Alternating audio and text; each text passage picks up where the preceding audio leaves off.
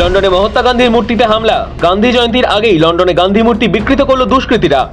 জানা গিয়েছে 2রা অক্টোবর ট্যাভিস্টক স্কোয়ারের ওই মূর্তির পাদদেশে গান্ধী জয়ন্তীর আয়োজন চলছিল।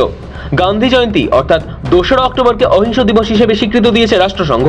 সেই উপলক্ষে প্রত্যেক বছরই ট্যাভিস্টক স্কোয়ারের মূর্তিতে ফুল দিয়ে শ্রদ্ধা জানানো হয়, বাজানো হয় জাতির জনকের পছন্দের ভজনগুলি।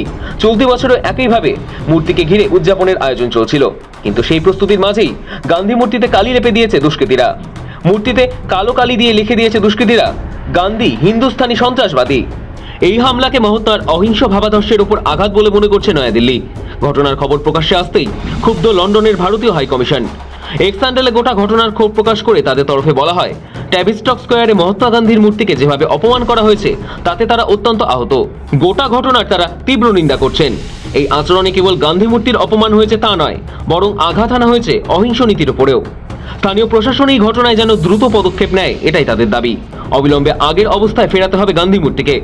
ইতিমধ্যেই মেট্রোপলিটন পুলিশ এবং স্থানীয় ক্যামডেন কাউন্সিলের তরফে বলা হয়েছে, এই ঘটনাটি খতিয়ে দেখছে তারা।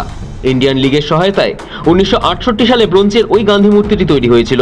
গান্ধী নিকটবর্তী ইউনিভার্সিটি কলেজে লন্ডনের আইনের পড়ুয়ারা ছিলেন। সেই কথা স্মরণে রাখতেই ট্যাভিস্টক স্কোয়ারের মূর্তিটি তৈরি করা হয়। গান্ধীজির মৃত্যুর 20 বছর পর এই মূর্তিটি উন্মোচিত হয়। মূর্তির নিচে খোদাই করা রয়েছে গান্ধীর জন্ম এবং মৃত্যুসাল। লন্ডন ইউনিভার্সিটি কলেজের আইন পড়েছেন বাপু, সেই বিষয়টি স্মরণীয় করে রাখতেই মূর্তি তৈরি হয়। এবার সেই মূর্তিতেই আঘাত হানল দুষ্কৃতীরা। Bureau report.